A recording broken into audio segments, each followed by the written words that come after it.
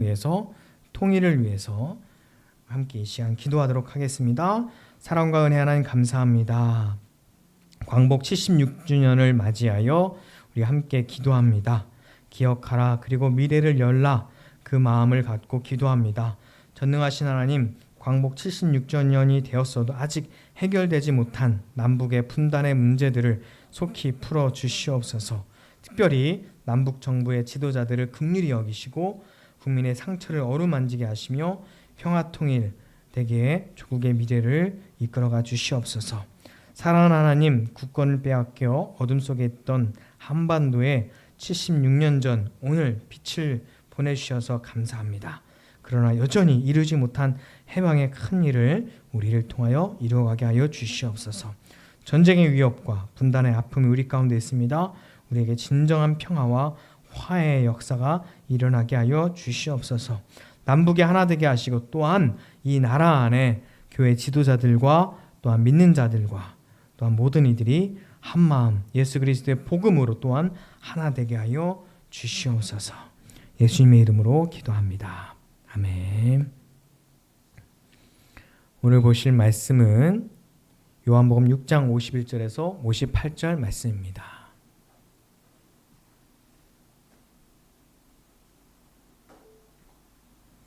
요한복음 6장 51절에서 58절 말씀입니다.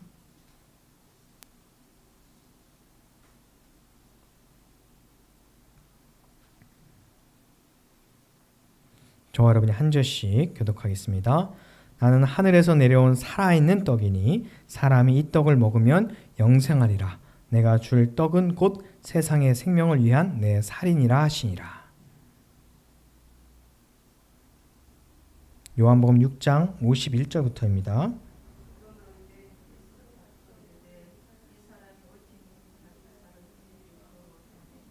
예수께서 이르시되 내가 진실로 진실로 너희에게 이르노니 인자의 살을 먹지 아니하고 인자의 피를 마시지 아니하면 너희 속에 생명이 없느니라.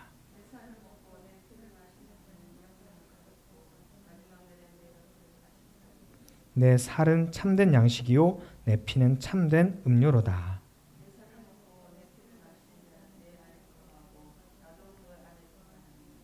살아계신 아버지께서 나를 보내심에 내가 아버지로 말미암아 사는 것 같이 나를 먹는 그 사람도 나로 말미암아 살리라.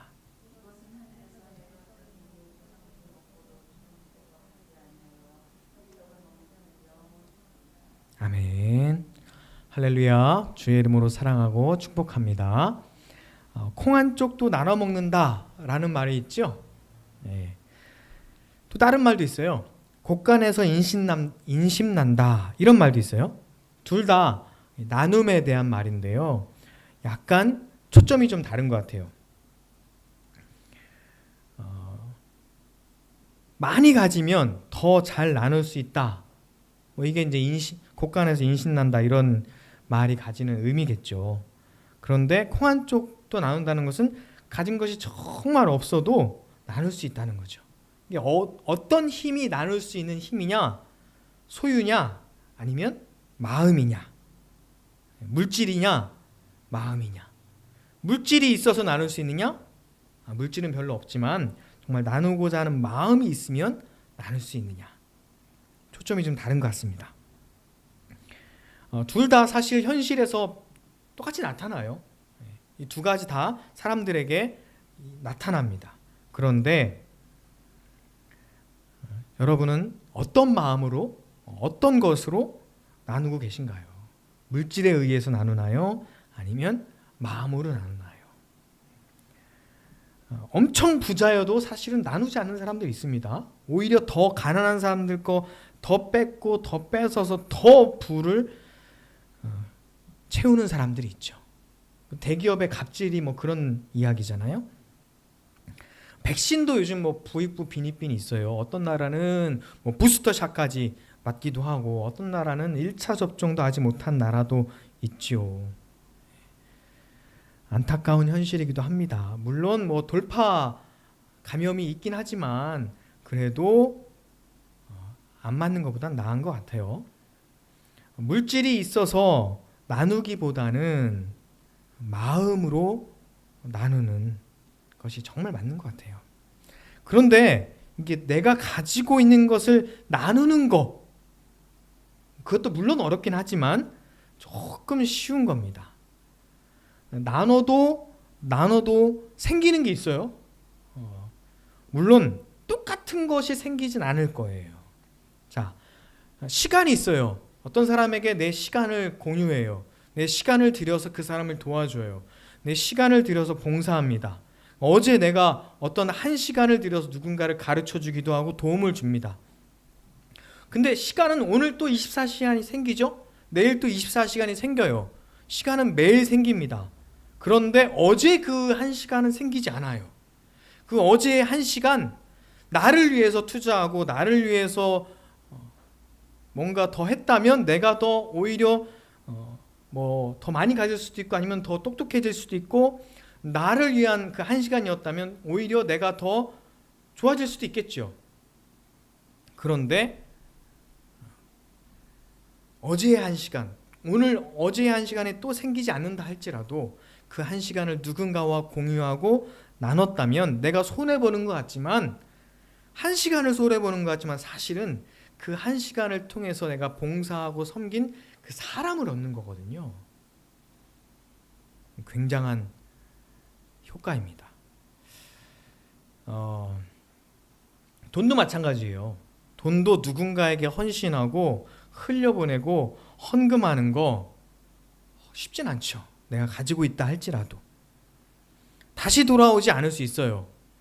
물론 누군가 흘려보냈더니 또 다르게 채워지는 그런 역사가 일어나기도 해요. 그런데 누군가에게 빌려주고 아니면 누군가에게 주었던 그 돈이 똑같이 돌아오지 않는다 할지라도 나눠주는 거 굉장히 중요합니다. 그런데요, 나눠주면 다시 안 생기는 것도 있어요. 우리의 몸의 장기입니다.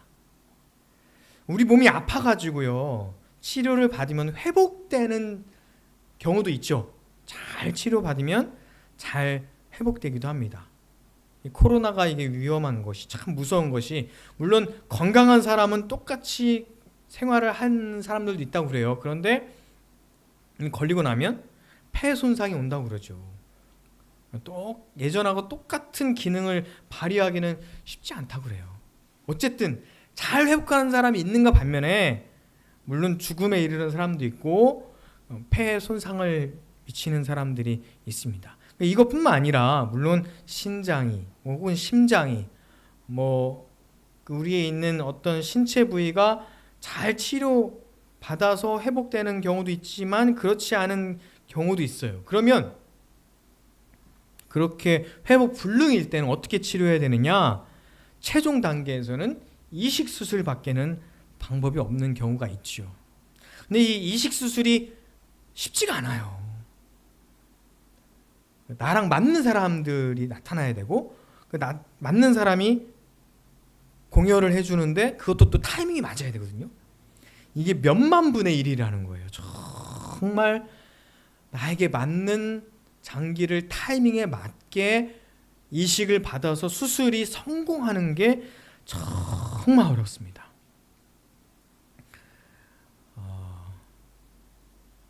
내 생명을 버려서 남을 살린다는 거 정말 어려운 일이죠.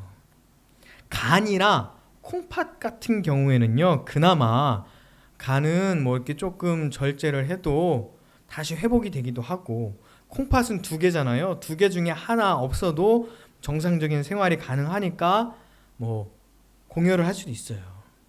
그렇다 할지라도 사실 안 해도 되는 수술을 해야 되고요. 내가 2개 중에 하나 줬는데 내 하나가 잘못될 수도 있잖아요. 쉬운 게 아니에요. 내가 가진 것을 누구에게 나눈다, 특히 내 신체의 일부를 누군가에게 나눈다는 거, 전혀 모르는 사람도 마찬가지고 내 가족, 부모님이나 형제나 자녀에게조차라도 사실은 정말 쉽지 않은 겁니다.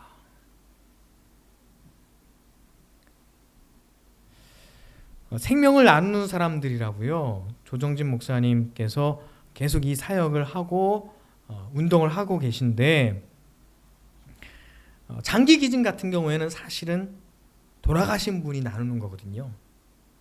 아까 콩팥이나 간 같은 경우에는 살아있는 상태에서 누군가에게 나누는 거라면 이 장기 기증은 사실 돌아가시는 분이 그 장기를 뇌사 상태에서 더 이상 쓸 수 없기 때문에 나누는 거거든요. 그 장기를 기증하는 분은 쓸 수 없지만 그거를 나누었을 때 누군가는 죽어가는 더 이상 치료 방법이 없는 분들에게는 새 생명을 주는 정말 놀라운 사역이기 때문에 그 운동을 하고 있어요. 근데 정말 어렵죠. 이 장기 이식 코디네이터라고 하는 일을 하는 분들이 또 계신데요. 병원에서 그분들이 하는 일 중에 뇌사 판정을 받은 분의 가족을 찾아가서 장기를 이식을 할 수 있도록 동의를 구하고 그런 일들을 하는 분이 계세요. 정말 매 순간 어렵죠. 매 순간 그 일을 말을 꺼내는 게 정말 힘듭니다. 그래도 그분은 그 일을 계속 감당을 하고 있는데 그가 그렇게 이야기를 해요. 사고를 당했거나 갑자기 뇌사에 빠진 그분, 최근에 어떤 드라마에서도 장기 이식을 받게 돼서 자기 자녀가 수술을 받게 돼서 엄청 기뻐하는 그 장면에서 의사가 한마디 해주죠. 누군가의 생명이고 누군가는 지금 사고로 죽게 됐다고. 그러면서 그들이 그 굉장히 기뻐하는 그 감정이 오히려 또 죄송하다고 또 이야기를 하면서 평생 감사를 잊지 않겠다고 이야기를 합니다. 근데 그 장기 이식 코디네이터가 뭐라고 얘기하냐면 근데 이분은 그냥 사고 나신 분이 아니거든요. 그 가정에서 얼마나 소중한 존재이며 귀중한 사람이라는 걸, 그리고 그 사람이 어떤 일을 하고 지금 아름다운 곳으로 가셨는지 다 알아야 된다. 그래서 제가 이렇게 이야기를 하고 있다라고 이야기를 합니다.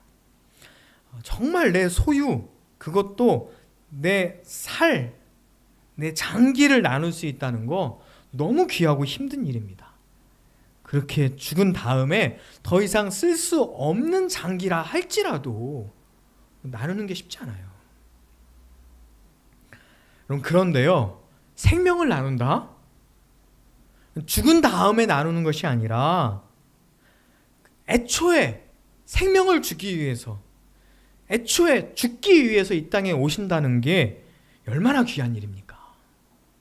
그분이 누구세요? 바로 우리 예수님이십니다. 우리 예수님께서 우리에게 생명을 주기 위해서, 십자가에 죽기 위해서 이 땅에 오신 거예요. 하나님께서 그 아들을 주신 겁니다. 너무 귀하죠. 장기 기증을 받는 엄마의 마음이 평생 고마워하며 살겠습니다 라고 얘기했던 것처럼 우리는요, 그 예수님의 생명을 받았잖아요. 평생 감사하고 찬양하고 그 예수님의 이름을 높이는, 그게 바로 이 시간의 예배 시간이거든요. 저와 여러분이 예수님을 찬양하며 예수님을 높이는 하나님의 자녀의 삶을 살아가기를 주의 이름으로 축원합니다.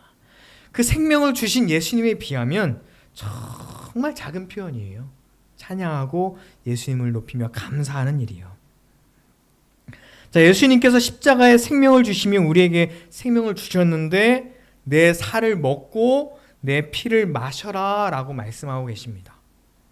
이 말은 실제 이 살덩어리를 마시라고, 실제 이 살에서 나온 피를 마시라고 하는 말씀이 아니에요.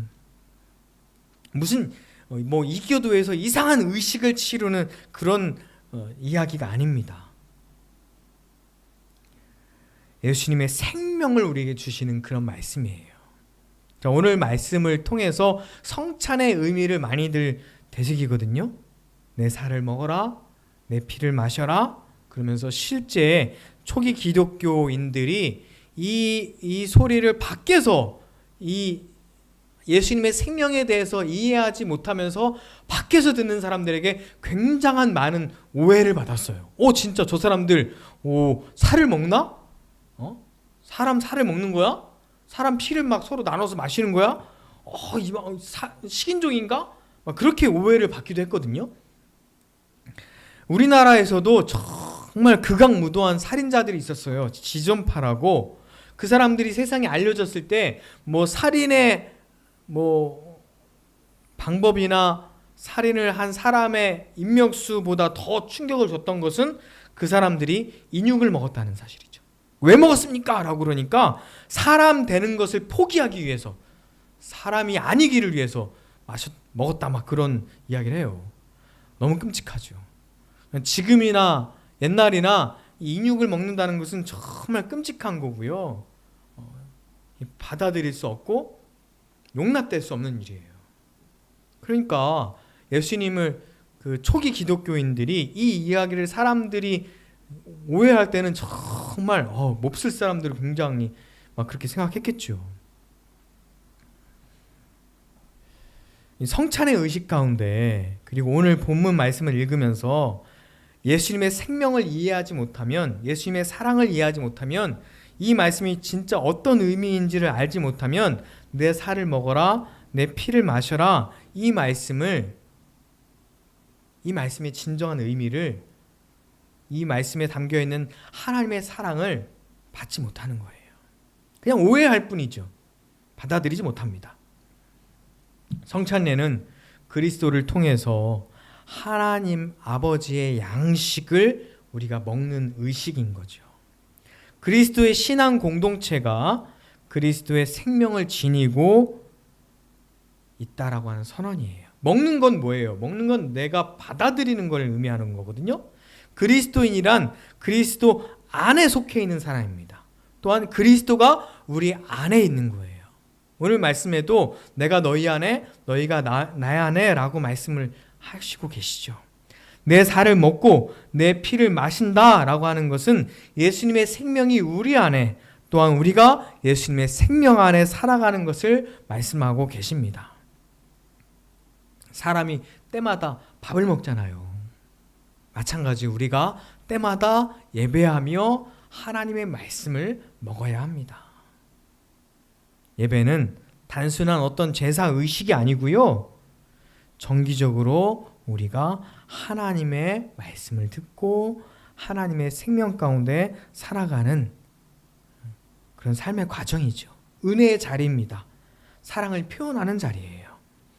이 책을 내가 씹어 먹겠다, 이런 표현이 있잖아요. 이걸 진짜 막 아그작 먹는 게 아니고, 이 책에 있는 내용을 내가 흡수한다, 내가 소화한다 라고 하는 것은 이 책의 내용대로 내가 살겠다 라고 하는 표현이지요. 예수님을 흡수하고 구원의 삶을 살겠다 라고 하는 표현인 겁니다. 예수님의 살을 먹고 피를 마시는 사람들에게 주어지는 약속이 있어요. 56절, 57절 같이 읽겠습니다. 내 살을 먹고 내 피를 마시는 자는 내 안에 거하고 나도 그 안에 거하나니 살아계신 아버지께서 나를 보내심에 내가 아버지로 말미암아 사는 것 같이 나를 먹는 그 사람도 나로 말미암아 살리라 라고 말씀하고 계십니다. 아멘. 저와 여러분이 예수님 안에, 또한 하나님의 말씀으로 말미암아 살아가는 저와 여러분 되기를 간절히 축원합니다. 예수를 먹는 사람들, 즉 받아들이는 사람들은 자신 속에 생명이 있어요. 어떤 생명이요? 하나님의 생명입니다.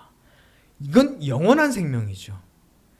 예수님께서 그들을 살리실 거예요. 그런데 보통은 죽은 다음에 나중에 그 생명이 이어질 것이라, 물론 그 생명, 죽은 다음에 생명도 있죠. 근데 이 56절 말씀 보면 예수님께서 그들 안에 거한다라고 말씀하시잖아요. 그리고 예수님으로 말미암아 살아간다라고 말씀해요. 이것은 영원히 사는 건데 죽은 다음부터 이어지는 영혼이 아니라 지금부터 이어지는 영혼을 말씀하는 거예요. 영혼의 삶은 그 어딘가 가서 사는 게 아니라 지금 여기서부터 쭉 하나님과 연결된 삶이 바로 영원한 삶인 거죠. 우리가 먹는 음식은 우리를 이루게 됩니다. 우리 안에 그 음식이 들어가는 거죠. 그리고 우리 몸 자체가 돼요. 먹는 것이 곧 나입니다. 이것이 자연의 법칙이에요. 내가 예수님 안에, 예수님의 내 안에. 굉장한 신비죠. 예수님의 양식을 먹는 것. 지금 예수님을 양식을 먹는 사람들은 영원한 양식을 살아가는데 나중이 아니라 지금부터라는 거예요. 현재 일어나는 역사입니다. 그리고 이 현재 생명을 누리다가 마지막에도 연결이 되어서 영원한 생명을 사는 거죠. 의미 있는 삶을 위하여, 의미 있는 삶을 위하여라고 하는 책이 있어요. 이 알렉스 룽그라고 하는 사람인데 이 사람이 독일 사람이에요. 그런데 TV에서 한국 드라마인가 예능을 보고 한국이 너무 좋아서 한국에 와서 공부하고 살고 가정을 꾸려 살고 이 책을 썼어요. 한국말로. 의미 있는 삶을 위하여. 굉장히 좋은 책인데 이 책에서 뭐라고 얘기하냐면요. 도달의 미신. 사람들은 되게 도달의 미신에 빠져 있다라고 얘기해요. 이게 뭐냐면 지금 나를 희생하느라 힘들지만 언젠가는 목표에 도달하면 그때는 이 고생이 끝날 거야 라고 생각한다는 거죠. 그래서 이런 생각으로 인해서 현재를 그냥 희생하고 끝없이 고생하면 그 목표에 달성했을 때 인생이 끝난다 이렇게 생각을 한다는 거죠. 마치 이런 거예요. 산 정상에 올라가면 어떤 사람들은 그냥 정상에 올라가는 것 자체만 생각하잖아요. 근데 그것도 물론 중요하지만 인생을 산에 올라가는 걸 생각한다면 굽이굽이 오르락내리락 그 여정 자체가 다 의미 있다는 겁니다. 산 꼭대기에 올라가는 목표죠.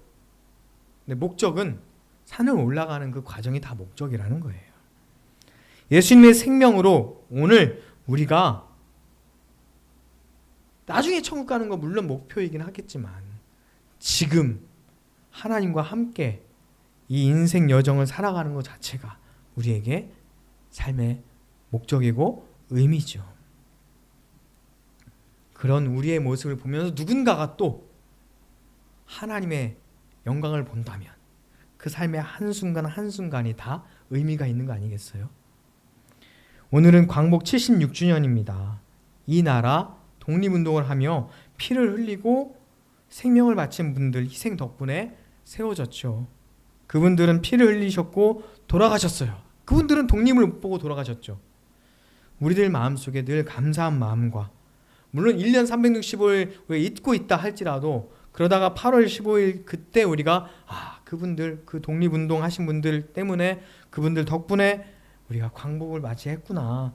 1년에 한 번 생각한다 할지라도 그분들 덕분에 우리가 한국 사람으로 또한 자유를 누리며 살아간다 할지라도 감사하죠. 그분들은 광복을 못 보고 돌아가셨어요. 그런데 물론 이 나라가 광복을 누리고 있잖아요. 한 시간 한순간 모두 다 귀한 거예요. 외형적으로는 8.15 광복을 맞이했지만 그분들은 그 죽는 그 순간 그분들이 광복을 누린 거죠. 예수님도 십자가에 죽으실 때 다 끝난 줄 알았던 사람들이 참 많을 거예요. 제자들과 순교자들도 그들이 죽을 때 그들의 삶이 끝나는 줄 알았을 거예요. 하지만 그들은 진정 하나님과 하나 되었고 예수님의 생명이 그들 안에 들어갔으며 그리고 그들을 통해서 우리에게 예수님의 생명이 온 거죠. 사랑하는 성도 여러분, 예수님의 살을 먹으십시오. 예수님의 피를 마시세요. 예수님의 능력이 우리 안에 발휘되기를 바랍니다. 보약을 먹고 몸이 건강해지는 것과 비교할 수 없을 정도로 예수님의 마음으로 사랑하고 또한 나를 통해서 2000년 전에 십자가에 죽으신 예수님께서 나타난다면 십자가의 능력이 하나님의 능력이 우리의 능력이 되는 줄로 믿습니다. 나를 통해서 다른 사람들이 또한 예수님을 본다면 예수님의 부활과 능력이 나타나는 거죠. 58절 말씀 같이 읽겠습니다. 이것은 하늘에서 내려온 떡이니 조상들이 먹고도 죽은 그것과 같지 아니하며 이 떡을 먹는 자는 영원히 살리라. 아멘. 예수를 먹는 이들 속에 예수님께서 살아 역사하시고 예수님의 살을 먹고 피를 마셔 예수님의 생명을 가진 이들이 세상 속에서 십자가의 삶과 부활의 능력으로 살아가시기를 주의 이름으로 축원합니다. 기도하겠습니다. 사랑과 은혜 하나님 감사합니다. 우리가 예수님의 생명으로 살기를 원합니다. 하나님, 우리가 하나님의 은혜로 살기를 원합니다. 주님께서 역사하여 주시고 예수님의 생명으로 살게 하여 주시옵소서. 세상 가운데 하나님의 영광을 드러내는 삶을 살기 원합니다. 나중에 영광을 돌려드리는 게 아니라 지금 이 순간 한순간순간마다 우리의 삶의 여정마다 하나님과 함께하며 하나님께 영광을 돌리고 주의 빛을 드러내는 사람이 되게 하여 주시옵소서.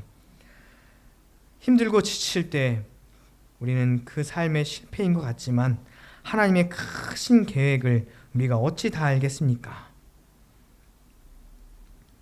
오르고 내리고 그 모든 순간에 하나님과 함께함으로 우리가 하나님의 영광을 드러내는 사람이 되고 주의 생명으로 살아가는 사람이 되게 하여 주시옵소서.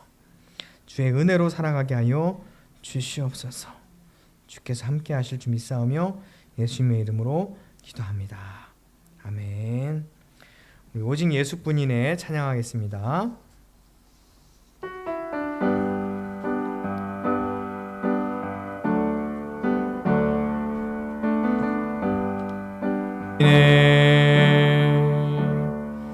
기도하겠습니다.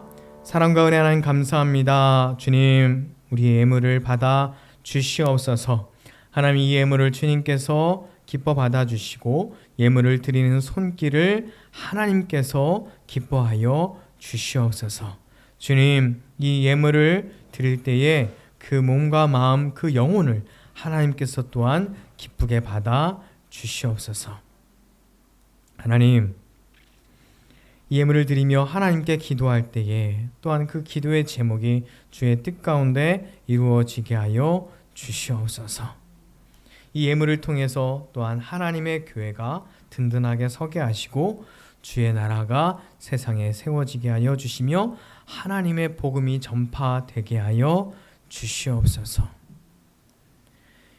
이제는 우리 주 예수 그리스도의 은혜와 하나님의 크신 사랑과 성령의 함께 하심이 오늘 예배를 드리는 모든 사람들에게 또한 하나님의 생명으로 살아가는 모든 이들에게 이제부터 영원토록 함께 하시기를 간절히 축원하옵나이다.